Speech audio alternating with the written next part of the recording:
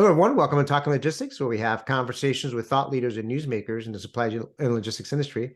It's my great pleasure to welcome today's program, Bill Driegert, who is head of operations and co-founder at Uber Freight. And today we're going to talk about how shippers can up-level their real-time procurement strategies. We close our eyes and the world has turned around again. That's a lyric from one of my favorite Oingo Boingo songs. And I think it, applies perfectly to the world of supply chain management and the transportation market in particular, which has taken many turns over the past few years. And with each turn, shippers and carriers, need to adapt to new market realities. And this often means adopting new technologies and new processes, which is happening in procurement right now as well. So how are shippers up-leveling their real-time procurement strategies? What makes real-time procurement possible today, and what are the benefits? Well, those are some of the questions we're going to discuss in today's episode. It's great to have Bill on the program to share his insights and advice on the program. So, Bill, welcome to the program.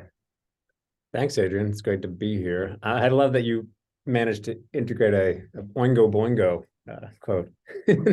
Well, I'm an '80s kid, and I appreciate it. Yeah.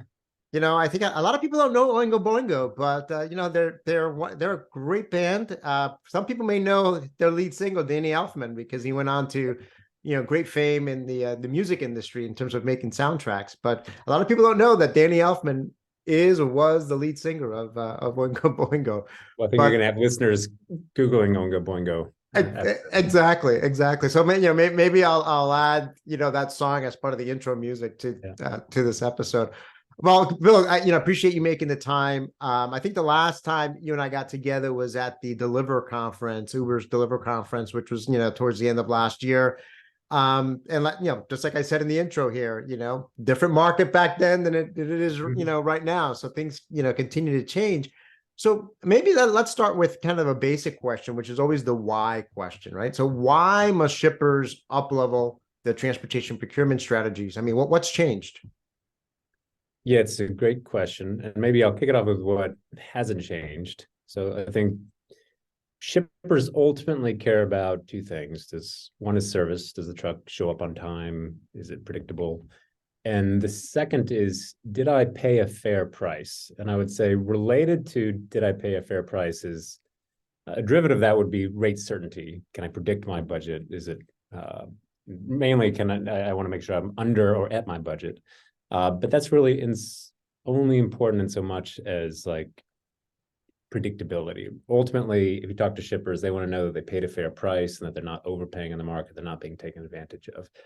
So what changed then? Well, the world changed and procurement technology changed. COVID shocked the system. We're coming out of COVID with now twice the amount of spot freight in the market as we had before. There will be future shocks to the system, but we saw in COVID a convergence of both this new technology coming to the market and then this forcing function of COVID, which really accelerated the rate at which that technology came to the market. And so for a shipper perspective, why do they need to up-level their procurement strategies? One, again, there will be additional shocks to the system. And two, the technology has just dramatically evolved, and that's changed in the market how the freight mix plays out. It's changed how the carrier mix in the market is, and it's kind of beholden on shippers to just understand how to apply those changes within their own procurement networks. Yeah, no, I think you're right. I like the way you started the question, answering the question in terms of what hasn't changed, because I think that's certainly tried and true. Those are some things that are never change, over time. I think another thing that has changed though is that, C-level executives, the CEO, CFO are now much more aware. Yes. They're much more focused on what's happening with transportation, not only domestic transportation, but international, right? Because when they saw because of COVID, hey, where's my shipment? Why is it taking so much time for things to get from China? Why are things still stuck at ports? All their freight budgets being busted.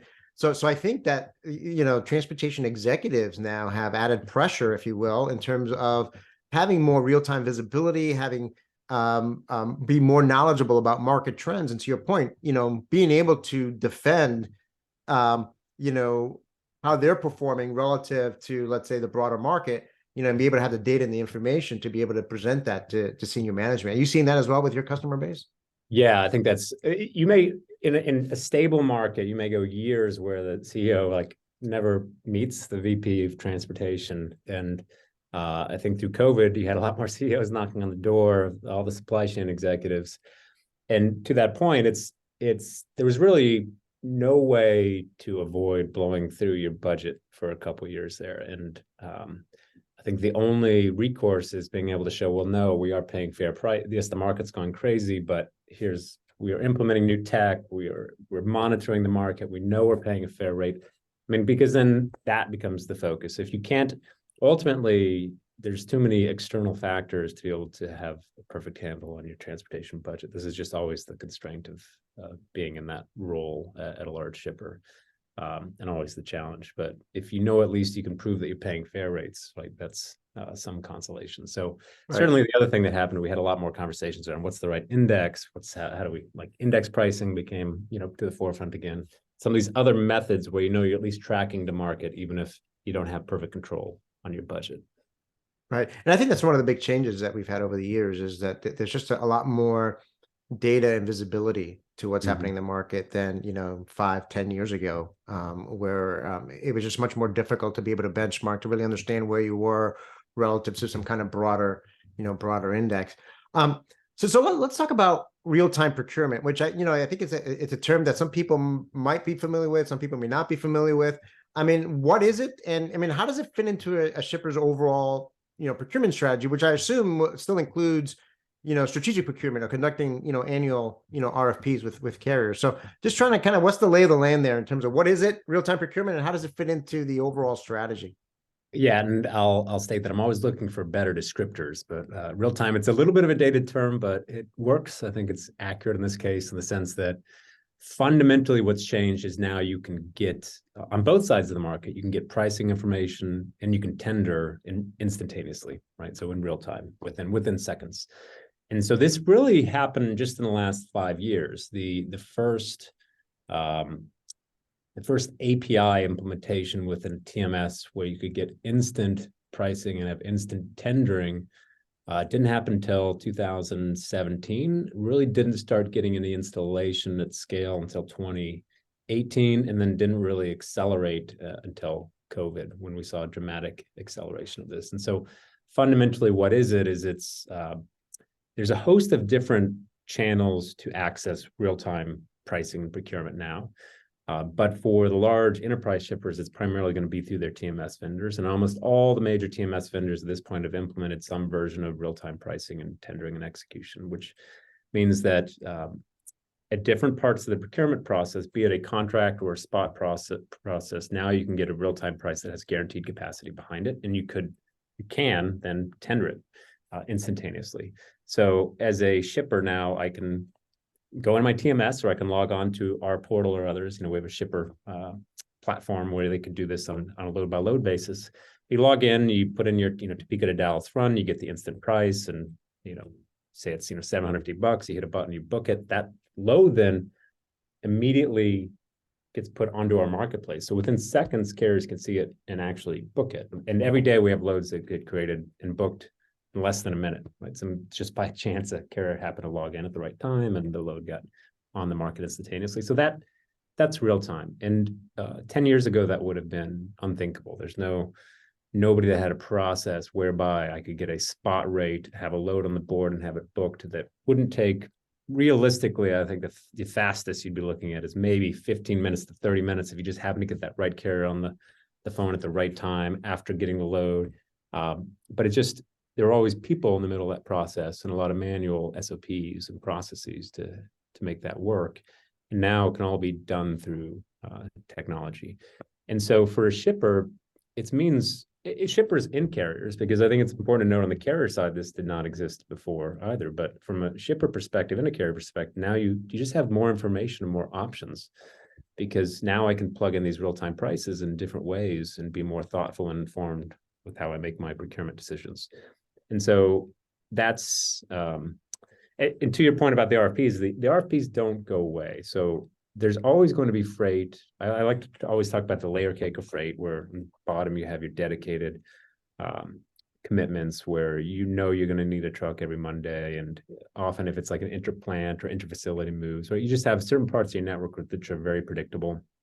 Or if you make toothpaste or something else, you might have more steady demand signals. It's not highly seasonal. And so there's certain types of freight, which makes sense for dedicated, or then moving up a step to contract, where you're committing to longer horizons, you have more volume. Typically there's some people like to use the rule of thumb, less than one load a week, you're going to move from contract to spot. But at the top of that is your spot, which is your volatile, you're less predictable, you're seasonal. Maybe it's you're just doing a short-term repositioning of your manufacturing, those sorts of moves that are not consistent. What I believe what we're seeing in the market is more freight falling into that spot bucket, because now you have these real-time options. You're going to go to market more often because it's less labor intensive. It means it takes less time to get that answer and to understand where the market's at, which means that there might have been freight that you typically had put in your contract, which never really made sense to go in the RFP, which now you're just going to float in the market and use the API and other tools to get real-time pricing. And we are seeing that as a secular shift in just how shippers think about going to market. Yeah, and I think that the way shippers think about going to market, I mean, I think that it seems to me that there's some change management involved here. I mean, you talk about the evolution of the technology, and you're right. I mean, I think, I've been looking at TMSs now for 24 plus years. And, in the early days of when the internet, was getting adopted more, and the web and all this, and that, you had, TMSs that would go through this tendering strategy, right, through the routing guide. And then you can create, sort of these more sophisticated tendering strategies. But again, that would take, multiple rounds sometimes. Sometimes it was sending an email, and it would take 2 hours for that carrier to come back. So it wasn't something that was real time by any, stretch of the imagination. And then you fast forward now to, APIs, and you talk through that, that development where we are now, and TMS is kind of embedding this capability within their TMSs. But I suspect that there might be some folks that, again, just because either they're not aware of these new capabilities, they're still thinking of, okay, well, I'm going to do mostly contract, and things that get kicked out of my routing guide, I'm just going to put it on load boards or dial for diesels, and don't realize that, hey, there's this new capability here, another part of, where you can leverage technology now, that there's different, strategies that you can implement, that makes sense. So I think, I mean, obviously that's part of what the whole purpose of this episode is, to help educate, the market there. But do you see that? Do you think that there is an education process that needs to take place? That not enough, there are many shippers out there that still are, not leveraging this as part of their strategy? Yeah, there's definitely an education. I think the two biggest constraints to implementing this as part of strategy is, one, a systems constraint, and then two, just a education and a sophistication constraint, right? In terms of like process and evolving those processes, take advantage of these new capabilities. The system side, I think, is the bigger one, and that ultimately, we've been working with all large TMSs. We've worked to get our APIs implemented. But there's a next phase beyond that, and that we also, to the RFP question earlier, I think that the RFP actually starts to get displaced by more short-term contracts and real-term contracting that also happens real time. And those capabilities exist in the market, but they're not uniformly distributed across all the TMSs. And that's I think the next phase of how these things come to market. And then if a lot of the process gets constrained by what the capabilities of the TMS is. I mean, partly why we're in this kind of RFP is the dominant paradigm. Is because of the routing guide and how those things are implemented in the TMS, and it's become just a common mode of operating. So starting to evolving that is also it's a process of learning in the market and education, but it's also, there's a technology replacement cycle, which realistically, when you're talking about these big TMS implementations, you're talking 5-10 year replacement cycle. So there's that piece as well, which I think just slows it down. In terms of shipper knowledge, I think the first step is just being aware of what's out there, what are the capabilities. I think playing around, right, starting to test those capabilities. I think the shippers that are farther along this curve, very early on, some shippers built their own kind of API integrations and implementations before the TMS providers were even ready, and then they were testing that against their own spot boards, as an example. And we got very early signals and early data points because of those shippers that were at the tip of the spear that were maybe a little more, if you think about your standard innovation implementation and your early adopters, right? So there are definitely early adopters in this space, and a handful of those that were well ahead of the curve and just testing this out. And I think now in the market, we're probably still in that early majority phase where APIs are still not a common method of procuring freight in the market. The adoption increased dramatically, but in terms of the full basket of freight out in the market, you're still talking single-digit percentages. And so, yeah, I think for shippers, there's definitely still an education. There's a systems constraint, and then just proof in the pudding, because I think now we have enough data points to be able to point to examples where, yes, this shipper saved, 20%, the shipper saved 5%, this shipper improved their on-time percentage. We have those examples, and as those start to get more known in the market, I think there's just a natural cycle of turnover into new procurement methodologies. Right. Yeah, and I think in some ways now that we are kind of in a, I guess you can look at it two ways, right? I mean, now that we're kind of in a softer, market, might be more of a shipper's market. You can say, well, there's probably less of a drive to maybe explore this because they know they can get their freight covered. There's fewer tender rejection rates, and tender rejection rates are down and so forth. Yeah. But at the same time, you can argue that this is probably a good time to experiment, if you will, with this, because it's probably lower risk, and you can focus on specific lanes to try this out. But I think certainly I think this is going to be something that is going to become standard practice as more and more shippers come on board. Now you touched upon this already, but maybe there might be a few other things. I mean, I guess the next question is, what makes this possible today? I mean, what makes real-time procurement possible today, and then ultimately, what are the benefits for shippers? You kind of highlighted a few cases there. I mean, certainly APIs, as you mentioned, is one thing, but are there other things that make it possible today that maybe wasn't the case a few years back? Absolutely. The one that I always go back to, which I think we already take it for granted, is that today I just looked up the latest numbers on this, and the latest data I could find is that 96% of the population, U.S. population, ages 18 to 50, own a smartphone. That number drops as you get into older age brackets, but for the 18 to 50 is 96%.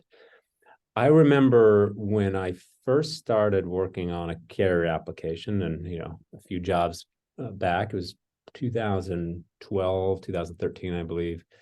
That number was, for the carriers at the time when we surveyed them, was in the 40 to 50% range. And that was only a little over 10 years ago. And so we forget how quickly smartphones have just become the de facto expectation that we're all on our devices, right? I mean, this was a cultural shift and a technology shift that just happened in the last decade, or really accelerated through the last decade. And worldwide now, the number of smartphone ownership worldwide is at 86% for worldwide, which is mind-blowing, because also, even as we started Uber Freight and we were looking internationally, I remember a lot of markets just didn't have the same smartphone adoption numbers. And so that was a dramatic shift, and I can't overstate it, because when I entered the market, when we thought about technology, we thought about technology within our four walls. We never thought about technology in the hands of the user. And that's made things more real time, because now an individual is accessible, right? You're not, as where before, it's somewhat passive in that you want them to go to your website, or you want them to log on to your desktop and go somewhere and do something, versus I can actually just, if somebody's got the app, I can ping them on their phone, right? Which just changes the whole dynamic and changes how you think about working and changing processes. And that's allowed for, going back, when Uber came to market, of course, Uber Freight, right? Everybody thought, well, when are we going to have the Uber Freight, which of course is what we built. But I think that whole, our expectation of what could be done shifted in terms of real time and access, and also just disintermediating a lot of that process, because now you're in the hands of the person actually executing, which is why a lot of times I like to talk about a lot of our stack is this execution layer, and that whole execution layer just wasn't feasible without a lot of smartphone adoption.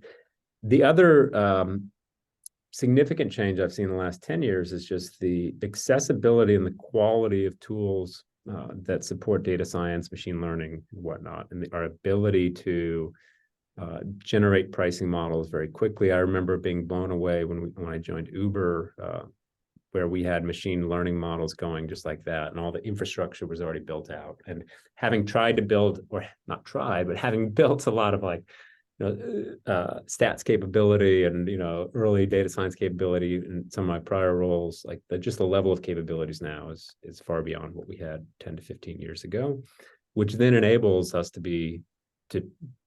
put in place a lot of the smart capabilities that you need to enable real-time procurement. Because real-time procurement, one, you need real-time pricing.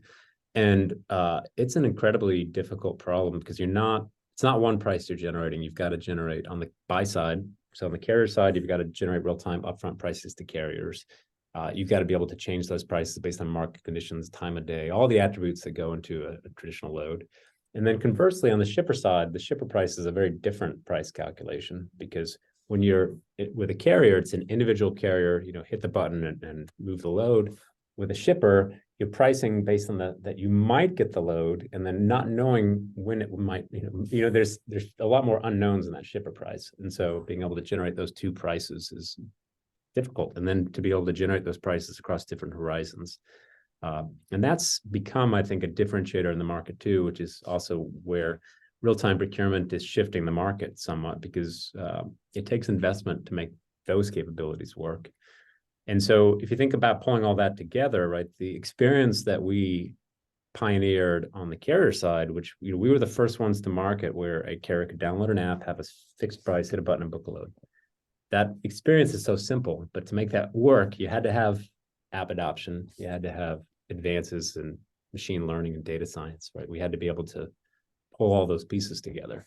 And so from a tech perspective, you had to have those foundational capabilities to get where we are today, because I think even 20 years ago, people were talking about these sorts of capabilities. The idea is not so new. It's pulling it all together, right? The idea that, I'll have an upfront price, hit a button.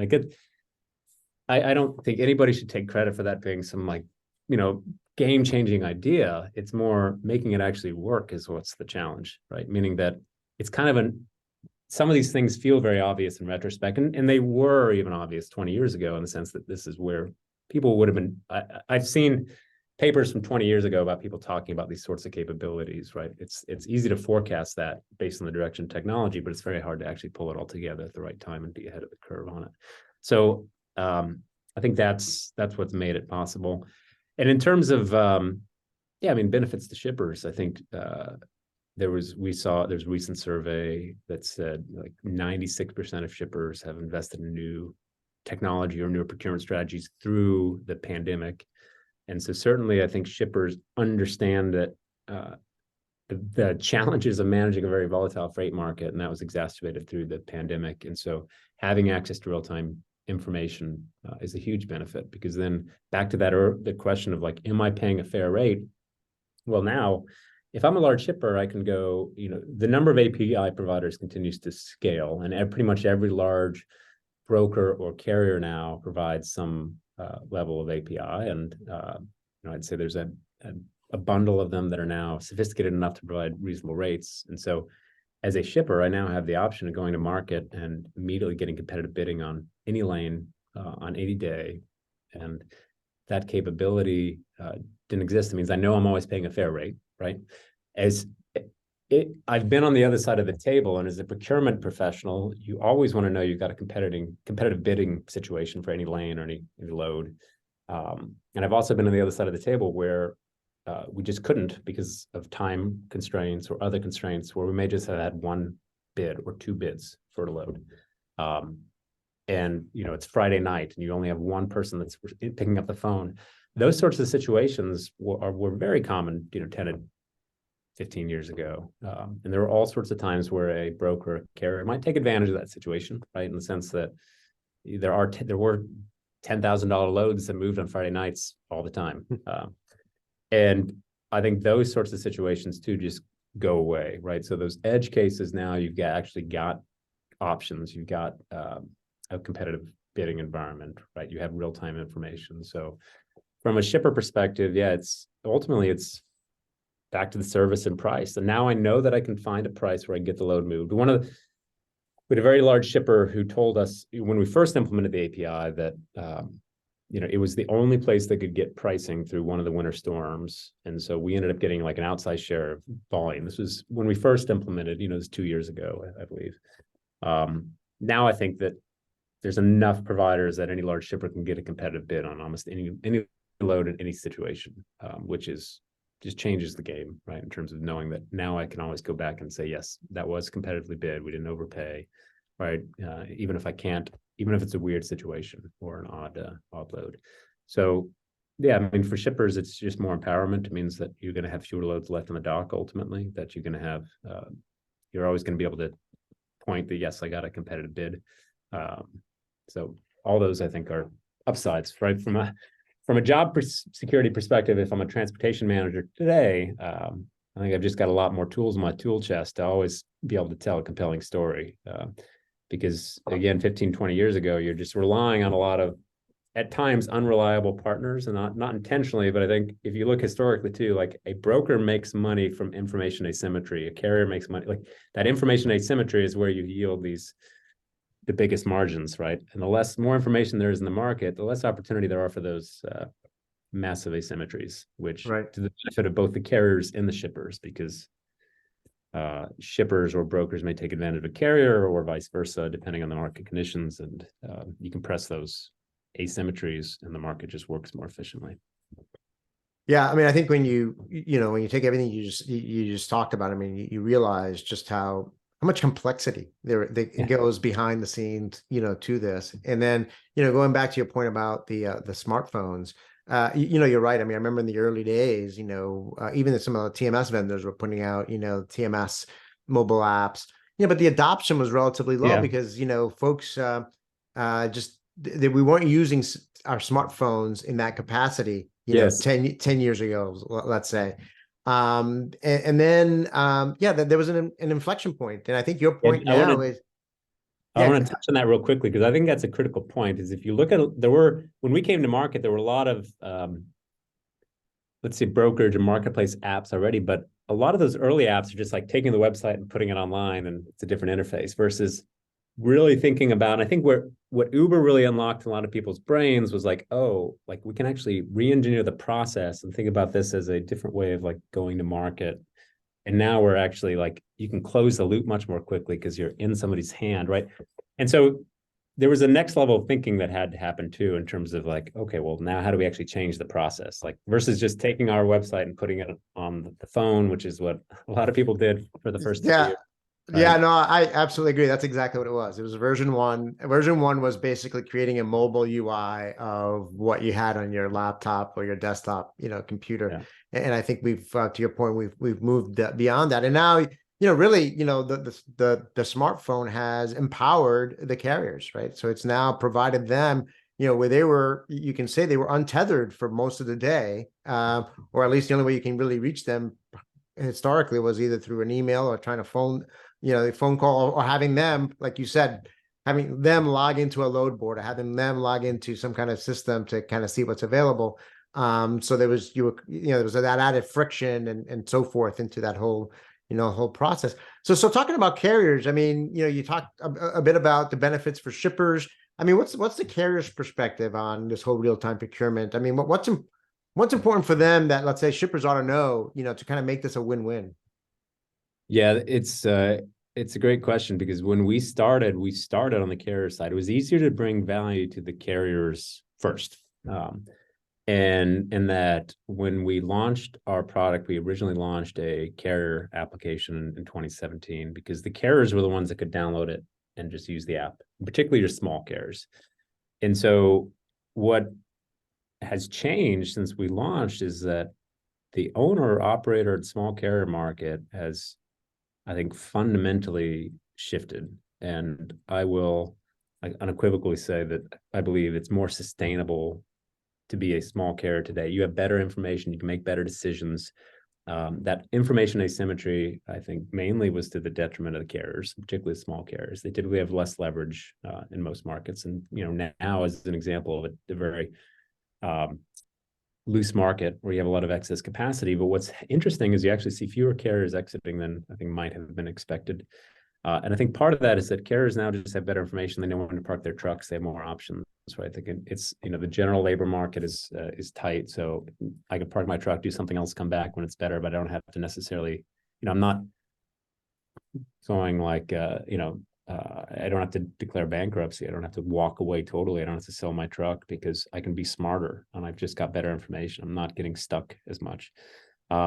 And we see that just in the trends and the data. And like one of our favorite quotes early on was from a driver who said, "Hey, we liberated the freight." And I think we've given more access and more options to carriers in terms of access to freight that they otherwise wouldn't have access to contract opportunities or dedicated opportunities or drop opportunities that they otherwise wouldn't have access to. And all of that, I believe, has created a more sustainable small carrier market because fundamentally the technology should replace a lot of what traditionally were some of those back office functions. If I was an owner operator historically and I go to market, the traditional load boards are my channel to find freight, and it's not necessarily the best channel. I've got to pick up the phone and start calling brokers in the morning. And one of my favorite visuals of how we've us and others, because now this has become the standard in the market, but how we've changed the driver's quality of life is we have this great chart which shows the days of the week and then a heat map of when carriers would when a broker traditionally books loads and when we book loads based on hours of the day. And broker, it's highly concentrated in that 8 to 10 a.m. It's Monday through Friday, right? That's when freight's getting booked. And so if I'm an owner operator who relies on brokers, that means I'm waking up in the morning and getting on the phone and booking freight.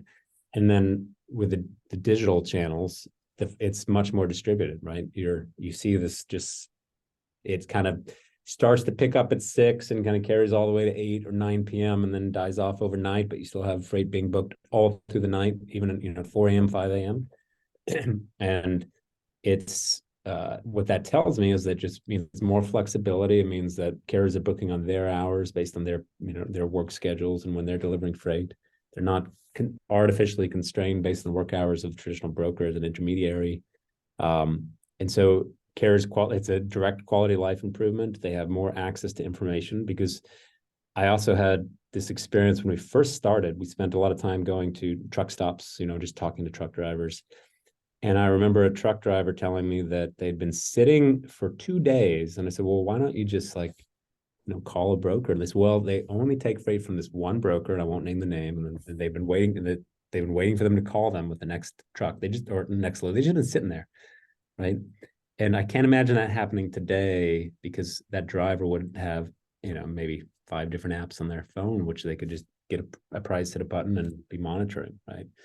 And partly why I think they've been sitting there is there was to be transparent, I think there was a language barrier there too. And I think you've got drivers who maybe English isn't their first language too, which is a large population of the drivers.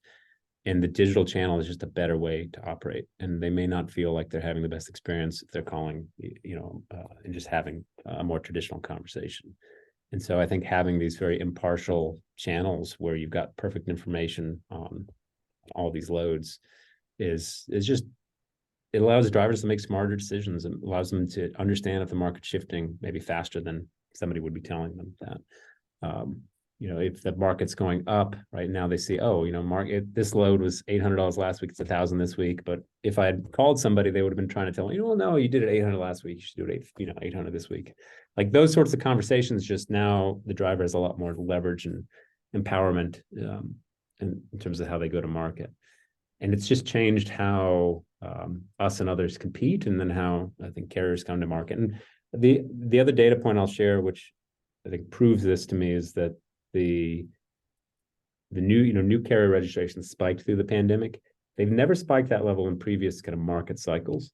And then now we're out of the pandemic. They're still at an elevated rate, like 2 to 2.5x what they were pre-pandemic. And we're not seeing these carriers leave quite as fast, which from a capacity side, you say, well, yeah, we're definitely, that's probably perpetuating some of the rate challenges we're seeing.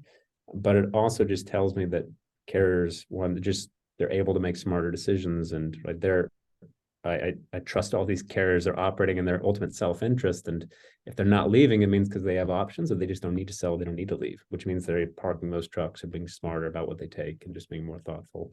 Right. And I think ultimately it's information that allows for that. And the more information you have, the more options you have, the more sustainable business you can build. Because again, you're not getting whiplashed as much. You're reacting to what's actually happening, and you're able to plan, you're able to be thoughtful, and you have confidence in your options. Right. Yeah. And a lot of great, stories there and examples there in terms of, the benefits for the carriers. I mean, certainly, levels the playing field for the little guys compared to the big guys. And I think a lot of it is due to this, increased transparency in terms of rates, in terms of the freight demand out there. And I think overall, I mean, I think this sets the stage for win-win opportunities for both the shipper side and the carrier side, which wasn't always the case, or historically hasn't been the case. You've always had this and you still do. I mean, you can talk about having it's a shipper's market or a carrier's market, right? It's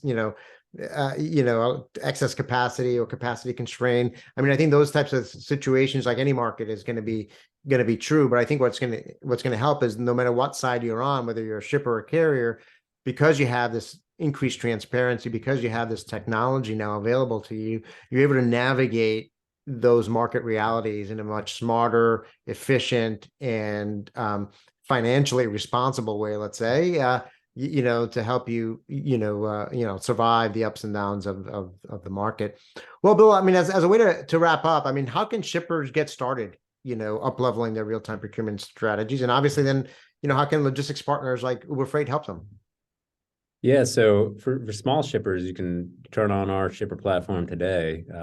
Go to our website, reach out to us. We can get you set up right away. And then you can start having instant pricing and put on a load by load basis. For large shippers, it's if one to reach out to us, work with you. If it's a TMS provider that has API capabilities, we'd love to help you work through that, install that. You have immediate access to over 130,000 carriers in our network, and all backed by instant, immediate pricing and kind of all the benefits that come with being a partner of Uber Freight.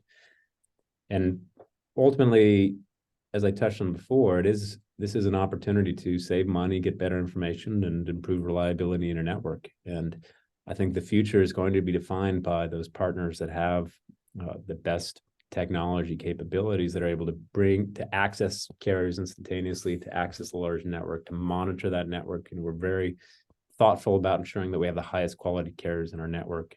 And we work with shippers to ensure that they have the right carriers within their network. And so all those capabilities are accessible today. So definitely reach out to us. And we're happy to help.